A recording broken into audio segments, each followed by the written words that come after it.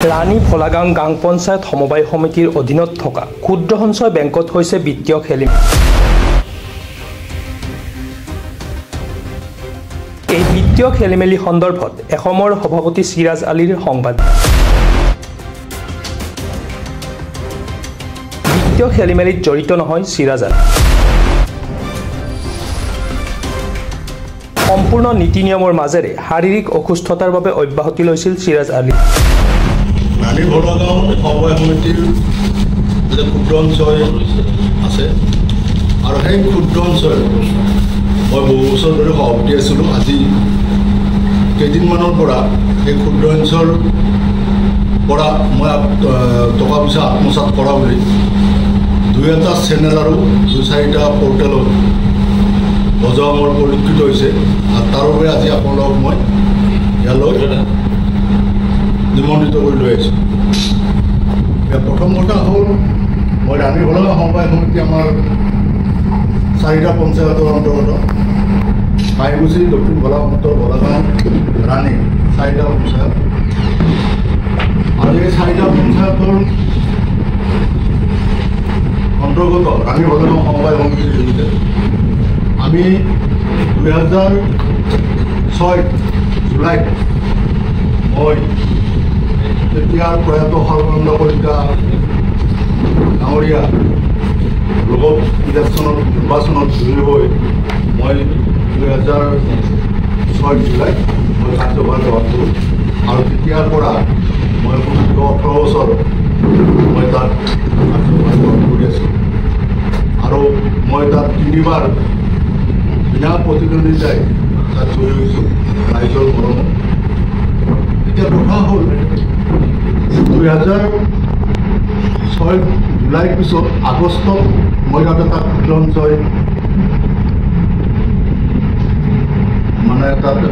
সঞ্চয় আৰম্ভ কৰোঁ। আৰু তেতিয়াৰ কংগ্ৰেছ চৰকাৰৰ মন্ত্ৰী গৌতম বৰা ছাৰ আৰু জয়মতী কাঠাৰ ছাৰ আছিলে তেতিয়া আমাৰ ৰেজিষ্ট্ৰাৰ, আৰু লগতে আমাৰ স্থানীয় বিধায়ক ৰমনপুৰ ডাঙৰীয়া, আৰু লগতে এছিষ্টেণ্ট ৰেজিষ্ট্ৰাৰ DRCR লৈ প্ৰায় 18-10জন অফিচাৰ সেই দিনটোত 2000 মই কি তাৰিখে পাহৰিলোঁ, মানে সেই 2000 আগষ্টত মানে সেই দিনটোত কিবা এটা তাৰিখত মই কৰিছিলোঁ পাহৰিছোঁ। সেই তাৰিখত এটা ক্ষুদ্ৰ সঞ্চয় আমি আৰম্ভ কৰিলোঁ। তেওঁলোকৰ উপস্থিত আৰু প্ৰায় ৰাইজৰ 3000মান ব্যক্তিৰ উপস্থিতি আৰু খুব সুন্দৰকৈ এইটো চলি আছিল। প্ৰথমে কথা হ'ল তেতিয়াৰ চন্দ্ৰধৰ ছেক্ৰেটাৰীৰ দিনত আমাৰ কমিটিৰ দিনত তেওঁ আছিলে চন্দ্ৰধৰ ছেক্ৰেটাৰী, আৰু তেওঁ আমাক যেতিয়া হিচাপ পৰীক্ষা কৰিবলৈ খোজোঁ তেতিয়া তেওঁ কিছু আমাক হিচাপত খেলিবলৈ দেখা পায়। আমি যেতিয়া কমপ্লেইন দিলোঁ আমাৰ বিভাগীয় কৰ্তৃপক্ষক, তেতিয়া তেওঁৰ পৰা হিচাপ পৰীক্ষা কৰি মই টকাটো সংখ্যা নাজানো, কিমান টকা তেওঁলোকৰ পৰা পাহৰিছোঁ মই, ইনকুৱাৰী কৰিছে। কৰাৰ পিছত তেওঁক ছাছপেনশ্যন কৰি 2007ত বৰ্তমানৰ সম্পাদক জিলন কলিতা সম্পাদক, তেওঁ বৰ্তমানৰ সম্পাদক, তেওঁ আমাৰ তেতিয়াৰ এয়াৰ ছাৰে তেওঁক ছাছপেনশ্যন কৰি আমাৰ সম্পাদক ডাঙৰীয়া তাত নিয়োগ কৰে। আৰু তেতিয়াৰ পৰা 18 বছৰ ধৰি আমাৰ এই চলি আছিল। তাৰ মাজতে আমি বৰিয়াতত মাটি এডোখৰ কিনি প্ৰায় 50 লাখ টকীয়া মাটি এটা তিনিমহলীয়া ঘৰ বনাইছোঁ। আমাৰ ধপগুৰিত আমি এটা গুদাম ঘৰ বনাইছোঁ আমাৰ কমিটিয়ে। তাৰপিছত আমি ক্ষুদ্ৰ সঞ্চয় বেংকৰ যোগেদি প্ৰায় 7,000মান মানুহক আমি ঋণ দিয়া হৈছে। আৰু এইখিনি খুব আমি সুন্দৰকৈ চলাইছোঁ, আৰু আমি বিভাগীয় কৰ্তৃপক্ষৰ লগত জড়িত থাকি আমি এইখিনি চলাইছোঁ। এতিয়া মূল কথাটো হ'ল যে মই 2024 23 জুনত মই মোৰ শাৰীৰিক অসুস্থতাৰ কাৰণে, আপোনালোক সকলোৱে জানে মোৰ যে চুগাৰ, প্ৰেছাৰ, থাইৰয়ড, কলেষ্ট্ৰল, হাৰ্টৰ প্ৰব্লেম আছে। গতিকে শাৰীৰিক অসুস্থতাৰ বাবে মই অব্যাহতিৰ কাৰণে মই এখন তেওঁলোকক অব্যাহতি কৰাৰ কাৰণে মই তেওঁলোকৰ এখন যোগে জনালোঁ। আৰু তেতিয়া তেওঁলোকে এইখন কমিটিয়ে গ্ৰহণ কৰি আমাৰ বিভাগীয় কৰ্তৃপক্ষক জনায়, আৰু বিভাগীয় কৰ্তৃপক্ষই 7/3/24 মোক তাৰ পৰা তেওঁলোকে অব্যাহতি দিয়ে, অনুমোদন দিয়ে। এইখন আপোনালোকক দিছোঁ, আপোনালোকে চাব। মোক 2024 7/3 তেওঁলোকে মোক অব্যাহতি দিয়ে বিভাগীয় কৰ্তৃপক্ষৰ পৰা বিভাগীয় হিচাপে। গতিকে তাৰপিছত মই আহি আজিলৈকে মই ইয়াত মোৰ অসুস্থতাটো মই চিকিৎসা কৰি আছোঁ। কিন্তু মই এতিয়া শুনিব পাইছোঁ যে কিছু আমাৰ চেনেলৰ পৰা, 2-এটা চেনেলৰ পৰা আৰু আমাৰ কেইটামান পৰ্টেলৰ পৰা মোৰ ওপৰত মিছা অভিযোগ কিছু আনিছে যে মই টকা পইচা আত্মসাৎ কৰিছোঁ। এতিয়া আপোনালোকক জনাম যে আমাৰ যিটো ক্ষুদ্ৰ অঞ্চল, এইটো আপোনালোকৰ কোঅপাৰেটিভ ডিপাৰ্টমেণ্ট, সমবায়ৰ আণ্ডাৰত চলে। কোঅপাৰেটিভ ডিপাৰ্টমেণ্টে চাই চিতা কৰে। তেওঁলোকৰ মাহে ছুপাৰভাইজাৰ আহে, আৰু ছুপাৰভাইজাৰ আহি তেওঁলোকে এইটো নিৰীক্ষণ কৰি, হিচাপ নিৰীক্ষণ কৰি, পৰীক্ষা কৰি তেওঁলোকে চহী কৰি থৈ যায়। তেওঁলোকে আহে আৰু তাৰপিছত আমি প্ৰতি মাহে হিচাপ কৰি প্ৰতি মাহে আমি আমাৰ বিভাগীয় কৰ্তৃপক্ষ, আমাৰ সম্পাদক ডাঙৰীয়াই 6 তাৰিখ, মাহৰ 6 তাৰিখে, আজি ৰবিবাৰ পৰা 7 তাৰিখ হয়, মানে আমাৰ হিচাপ প্ৰতি মাহে তেওঁলোকৰ তাতে দাখিল কৰে কৰ্তৃপক্ষ, আমাৰ কোঅপাৰেটিভ কৰ্তৃপক্ষ। তাৰপিছত আমি কোনো টকা পইচাৰ বিত্ত লেনদেন, আমাৰ টকা পইচাৰ লেনদেন আমাৰ কোঅপাৰেটিভৰ বা ক্ষুদ্ৰ অঞ্চল বা সমবায় আমাৰ কমিটিৰ নাথাকে। কোনো টকা পইচাৰ লেনদেন, মানে বিত্ত লেনদেন কোনো আমাৰ নাথাকে। আমাৰ খালী কাম যে আমি ৰাইজৰ প্ৰতিনিধি, ৰাইজৰ সেৱা কৰিবলৈ গৈছোঁ। আমি তাত পৰিচালনা কৰিছোঁ এইটোৱে যে তেওঁলোকৰ যিখিনি হিচাপ থাকে, আমাৰ সম্পাদক হওক বা ক্ষুদ্ৰ অঞ্চল, সেই হিচাপখিনি আমি মাহত পৰীক্ষা কৰোঁ। সেইখিনি আমাৰ কাম। আমাৰ কিন্তু কোনো বিত্তীয় লেনদেন তাত নাথাকে। এতিয়া 2-এটা চেনেল বা 2-এটা পৰ্টেলে কৈছে যে মই প্ৰতিবৰ্ষতে আত্মসাৎ কৰিছোঁ। এতিয়া মই আপোনালোকক কৈছোঁ যে আমি যেতিয়া 18 বছৰ তাত থাকিলোঁ, 18 বছৰে আমি তাত 18 বছৰ তাত আমাৰ অডিট হয়, আৰু গভৰ্ণমেণ্ট অডিটৰ আহি পেলাই তেওঁলোক দুজন অডিট দিয়ে, অফিচাৰ দিয়ে, তেওঁলোকে অডিট কৰি আহে। সেইটো আপোনালোকৰ ইয়াত মই জনাব খুজিছোঁ, লাষ্ট অডিট মই যেতিয়া 2024 23 তাৰিখ 2024 23/2 মই যেতিয়া আহিছোঁ তাৰ পৰা, গতিকে মই তাৰপিছত এইটো 2023-24 বৰ্ষৰ উদ্ধৃত পত্ৰ, গতিকে এইটো আমাৰ 1 মাহ পিছত অডিট হৈছে। মই অহাৰ ঘৰত 1 মাহ পিছত অডিট হয়, আৰু এইটো সম্পূৰ্ণ গভৰ্ণমেণ্ট অফিচাৰ দুজন দিয়ে কোঅপাৰেটিভ ডিপাৰ্টমেণ্টৰ পৰা, আৰু তেওঁলোকে অডিট কৰে। গতিকে অডিট কৰি তেওঁলোকে তেওঁলোকে সাধাৰণ সভাত প্লেচ কৰে। আমাৰ যিখন সাধাৰণ সভা প্ৰতি বছৰে হয়, সাধাৰণ সভাত এইখন প্লেচ কৰে, আৰু তাত সাধাৰণ সভাই অনুমোদন জনালেহে এইখন পাছ হয়। এইখন আপোনালোকৰ জ্ঞাত তথ্য জনাইছোঁ যে 2023-24 বৰ্ষৰ এই অডিট হেৰিখন সাধাৰণ সভাই পাছ কৰি পেলাই অনুমোদন জনাইছে। লাষ্ট বছৰ 18 বছৰৰ লাষ্ট বছৰটো কৈছোঁ, আৰু বাকীখিনিও যদি আপোনালোকে প্ৰতি বছৰৰ যিখিনি অডিট ৰিপৰ্ট নিশ্চয় আপোনালোকে সংবাদ মাধ্যম আপোনালোকে বিচাৰিলে নিশ্চয় সমবায় দিব। গতিকে মই যিহেতু আজি সমবায় নাই, আজি প্ৰায় 1.5 বছৰ হ'ব মই আজি তাৰ পৰা। গতিকে এতিয়া কথা হ'ল, আমাৰ সমবায়ত এতিয়া মানে মই জানাত কিছু ব্যক্তিয়ে এতিয়া টকা পইচা পোৱাৰ কাৰণে মানে টকা পইচা পায় আমাৰ সমবায়ত। কিন্তু মই এটা কথা আপোনালোকক মই কৈছোঁ যে মই যেতিয়ালৈকে 2024 7/2 থকালৈকে কোনোবা যদি এজন ব্যক্তি যদি তাত যদি পইচা পাব আছে, আপোনালোকে যি কয় মই তাত গ্ৰহণ কৰোঁ। মই থকালৈকে 2024 7/2 এজন ব্যক্তি যদি কোনোবা যদি আমাৰ ক্ষুদ্ৰ অঞ্চলত পইচা পাব থকা আছে বুলি কয়, মই যি কয় আপোনালোকে মই গ্ৰহণ কৰোঁ। আৰু তাৰপিছতো মই অহাৰ পিছতো 8-9 মাহ বেংকটো খুব সুন্দৰকৈ চলিছে। তাৰপিছত বেংকৰ অৱস্থাটো দিনক দিনে বেয়া হৈছে। মই জানিব পৰা মতে মই তেওঁলোকৰ আমাৰ সংবাদকক মই ফোন কৰি সুধিছিলোঁ যে কি হৈছে, যে বস্তুটো এনেকুৱা হৈছে যে আমাৰ সমবায়ে বোলে প্ৰায় 3 কোটিমান টকা পাব্লিকৰ তাত পাব আছে। মই এইটো তেওঁলোকৰ পৰা জনা কথা দেই, মই কিন্তু এইটো হেৰি হিচাপে ক'ব নোৱাৰোঁ। আৰু আমাৰ তাতে পাব্লিকে পাব আছে 1,20,00,000 মান টকা, অৰ্থাৎ 1,70,80,00,000 টকা এতিয়াও সমবায়ৰ প্ৰফিটত আছে। কিন্তু সেইটো কিন্তু লোন যিটো আমি ঋণ দিয়া আছিল বা আমি অহাৰ পিছত যিটো ঋণ দিছিল, সেই টকাখিনি এতিয়াও পাব্লিকত পাব আছে। তাৰে বোলে তেওঁলোকে সমবায়ে 80,00,000 টকা বাকী যাই কেছত দিছে, আৰু বাকী টকাটো 3টা উকিলৰ কোৰ্টত কেছ দিছে। আৰু বোলে কিবা লাখ টকা কোৰ্টত কেছ দিব বাকী আছে। মই তেওঁলোকৰ পৰা জানা কথা, সমবায়ৰ পৰা জানা কথা এইখিনি কৈছোঁ। আৰু বাকী পাব্লিকে আমাৰ তাতে পায় 1 কোটি প্ৰায় 20-30 লাখ টকামান পায়। আৰু এতিয়া মই এইটোও জানিব পাৰিছোঁ যে বহুতকেইটা আমাৰ তাতে প্ৰায় 22-23টামান আছিলে মই থকা অৱস্থাত কালেক্টৰ, মানে কালেকশ্যন কৰিছিলে এজেণ্টে। গতিকে তেওঁলোকৰ তাতো বহুত বহি, যিটো আমাৰ কালেক্টৰ তাত বহি থাকে, যিটো কাষ্টমাৰ থাকে, কাষ্টমাৰৰ বহিটো মানে পাব্লিকৰ বহিটো আমাৰ সমবায়ত জমা দিয়া থাকে। আৰু নেডাৰ পক্ষক তেওঁলোকে কিছু পইচা দিয়াব এজেণ্ট 22জন, মই থকাতে 22জন আছে। আৰু সেই 22জনৰ ভিতৰত কিছু সংখ্যকে এতিয়াও বহুত বহি পাব্লিকৰ জমা দিয়া নাই। আৰু পাব্লিকৰ জমানদা হিচাপে তেওঁলোকৰ তাতে পইচা বহুতখিনি 8-10 লাখকে কেইটামান কিছু তাত থকা হৈছিল যে সকলো কাম কৰিব নাই, মানে এজেণ্টৰ তাতে থকা বুলি মোক জনায়, মানে সমবায় কৰ্তৃপক্ষই মোক জনাইছে। মই সুধোঁ, কাৰণ যিহেতু মোৰ আন্তৰিকতা আছে, মই জন্ম দিয়া, মই প্ৰতিষ্ঠাপক যিহেতু আমাৰ ক্ষুদ্ৰ অঞ্চলটো, গতিকে মোৰ আন্তৰিকতা আছে। মই আজি দুখ পাইছোঁ সেইটো আজি অচল অৱস্থাত থকাৰ কাৰণে। গতিকে মই এইটো তেওঁলোকক সুধোঁ মাজে মাজে, তেওঁলোকে কৈছে এইখিনি কথা। এতিয়া মোৰ কথা হ'ল কি, আমি এতিয়া কমিটিয়ে আমি তাত ইমান সুন্দৰকৈ মই থকা দিনকেইটালৈকে ইমান সুন্দৰকৈ চলি আছে। এতিয়া মোৰ অপৰাধ ক'ত থাকে? মই থকা দিনলৈকে যদি কোনোবা এজনে পইচা পাব বাকী আছে, মোক তেওঁলোকে যি কয় ৰাস্তাৰ ওপৰত যি কয়, তেওঁলোকক সমাজৰ মাজত যি কয় তাকে শুনাৰ কাৰণে বস্তু আছে। কিন্তু যিটো আমাৰ আজি আমাৰ সাংবাদিক 2-4জন বন্ধু যিটো হেৰি দিছে যে মিছা এটা অভিযোগ দিছে যে তেওঁলোকে ইমান টকা আত্মসাৎ কৰিছে।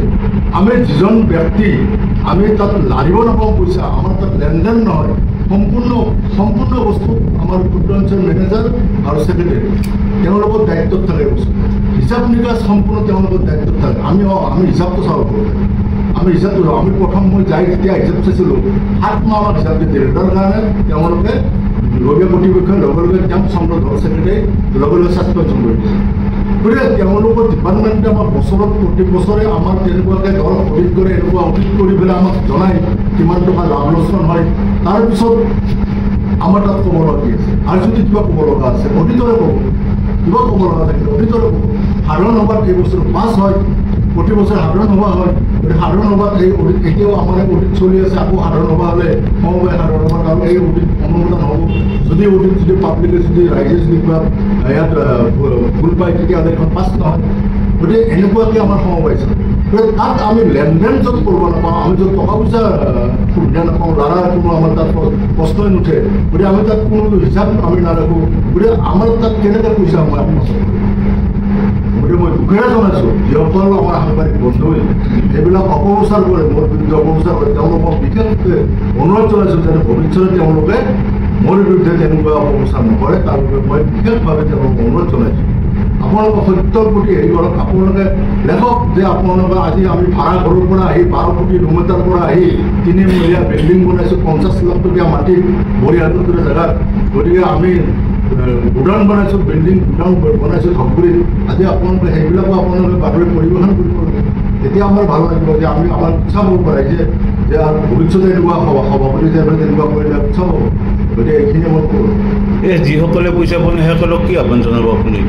মই তেওঁলোকক এটাই আহ্বান জনাম যে আপোনালোকে ধৈৰ্য ধৰিব, কাৰণ মই জানিব পৰা মতে দেই, এইটো মই জানিব পাৰিছোঁ, মই সুধিছোঁ আমাৰ সমবায় কৰ্তৃপক্ষক যে আপোনালোকে যে পইচা দিব পাৰে কিয়।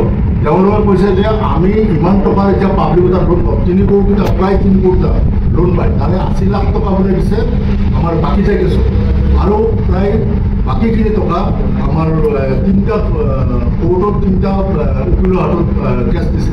গতিকে মই আহ্বান জনাম তেওঁলোকক যে আপোনালোকে পায় 1 কোটি 20-30 লাখ টকা, আৰু সমবায়ে পায় প্ৰায় 3 কোটি টকা পাব কৰিব। গতিকে মোৰ বিশ্বাস তেওঁলোকে টকাখিনি তাৰ পৰা অহাৰ পিছত নিশ্চয় পাব বুলি মই আশা ৰাখিছোঁ। আৰু আপোনালোকে ধৈৰ্য ধৰিব।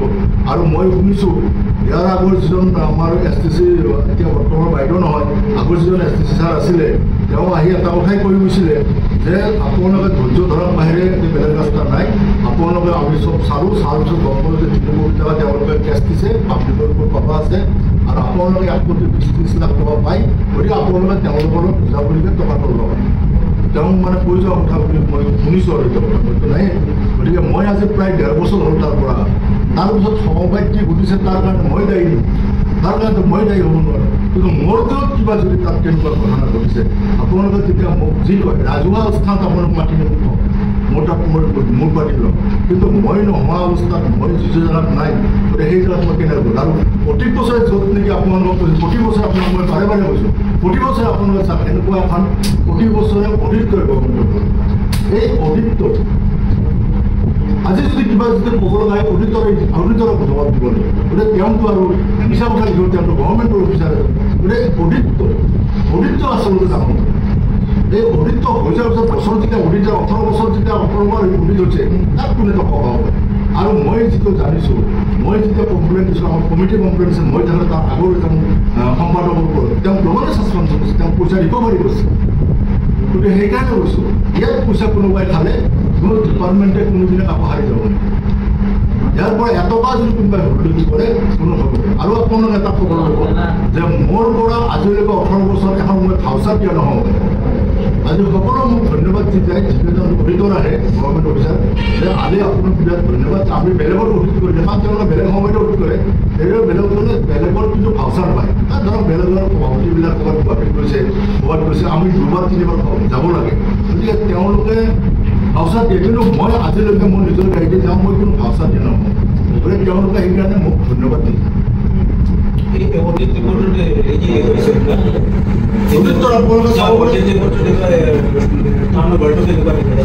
এইটোতো মই চাওঁ এইটো মই চাওঁ এইটোতো দেখুৱাব পাৰি এইটো যিখিনি দেখুৱাই এইটোতো আপোনালোকে পাবই এইটোতো মই চোৱা নাই মই যোৱাকালি আপোনালোকক আজি যিহেতু মই মাতিছোঁ যোৱাকালি মই এইটো ৰাতি এইটো মই এইটো পৰিচালনা লৈ আহিছোঁ সাংবাদিক আমাৰ সম্পাদকৰ পৰা অৰিজিনেলটো নিদিয়ে তেওঁ ফটাফট মানে মোক কাই পিছবেলা এইটো দিয়াৰ পিছত মই এইটো অনুৰোধ কৰি গতিকে এতিয়া মোৰ চাওনে এইটো বস্তু নিশ্চয় ৰাইজে যেতিয়াতো সাধাৰণ সভাত পাছ হৈছে যোৱা বছৰ পাছ হৈছে মইতো যোৱা বছৰে আহিছোঁ গতিকে যোৱা বছৰ পাছ হোৱাৰ পিছত এইটো নিশ্চয় সাধাৰণ সভাৰ মনতো হ'ব লাগিব নহ'লে সাধাৰণ সভা কি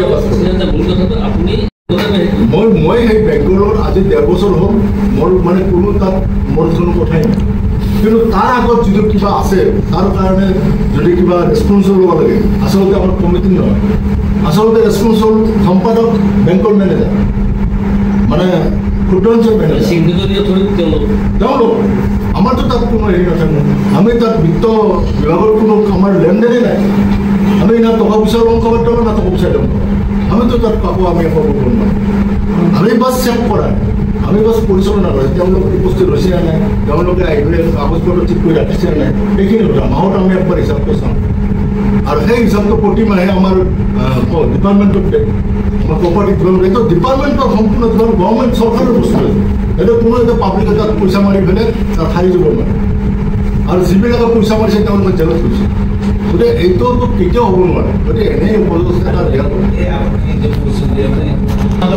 নাই নাই সেইটো মই নকওঁ সেইটো মোৰ কোৱাটো ভুল হ'ব কাৰণ সেইটো এটা সম্পূৰ্ণ তেওঁলোকৰ এটা হেৰি কিন্তু মই থকাত মই 2টা বাইক দুখন দিছিলোঁ আৰু 2টা ল'ৰা দৰমহা মই 8,000 দৰমহা দি ৰাখিছিলোঁ তেওঁলোকে ডেইলি তাৰমানে আমাৰ লোনৰ যিটো কালেকশ্যন সেই লোনৰ কালেকশ্যনটো ডেইলি তেওঁলোকে লাখ লাখ টকা যি কালেকশ্যনৰ ডেইলি কাৰণে আৰু প্ৰত্যেক সপ্তাহ মঙলবাৰে আমি মেচুৰি দিওঁ এনেকুৱা এজন ব্যক্তিগত চিৰিয়াছ থকা দিনলৈকে তাত কোনোবাই মেচুৰি পোৱা নাই সেইটো আমি ৰেছপন্সিবল নহয় কিন্তু তথাপিতো মই কৈছোঁ তথাপিতো মোৰ দায়িত্বত মই কৈছোঁ যে সিহঁতৰ যদি কিবা ভুল আছে আমাক কোনোবাই যেতিয়া আমৰি দিব পাৰে মই যি কয় মই ক'ম কিন্তু আপুনি আহোঁতেতো আপুনি কাৰ্যকৰ্ম যদি আহিছিল ঠিক আছে সেইটো মোৰ ভাল কথা সুধিছে আপোনালোকে যে মই যেতিয়া ৰিজাইন দি আহিছোঁ 2023 মই ৰিজাইনেশ্যন দিছোঁ আৰু তেতিয়া এইখন মোৰ ৰিজাইনেশ্যনখন আৰু তেতিয়া 2003-7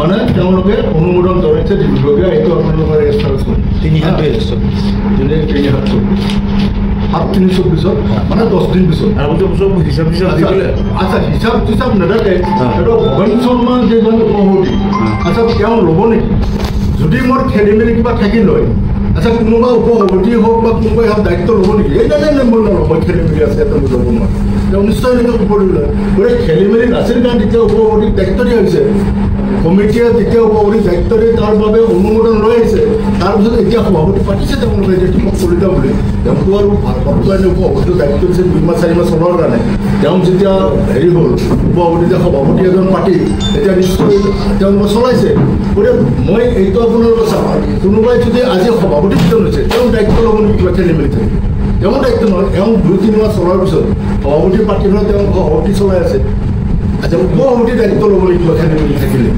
যদি সমবায়খন কিবা খেলি মেলি থাকিল হয় উপসভাপতি দায়িত্ব নিশ্চয় নলয় আৰু বা সভাপতিও নিশ্চয় দায়িত্ব নলয় যিজন বৰ্তমান সভাপতি আছে তেওঁ ক'ব যে মই খেলি মেলি আছোঁ মই এইটোত মই নকৰোঁ আৰু নোহোৱাৰ পিছতো কোনো জোৰ কৰি দিব নোৱাৰে সেইটো এটা ভাল কথা আপোনালোকে উঠিছে গতিকে এইটো ক্লিয়াৰ হৈ থকা ভাল যে মোৰ যে কোনো তাত হেৰি নাই গতিকে এইটো তাত 2 নম্বৰ কথা হ'ল যে আমি তাত বেংকৰ টকা পইচাৰ মুঠৰ বিত্ত লাইনটোত আমাৰ নাই আমাৰ তাতে কোনো কথা নাই আমি খালি পৰিচালনা কমিটিৰ হ'ল দায়িত্ব পৰিচালনা সেইখিনি দায়িত্ব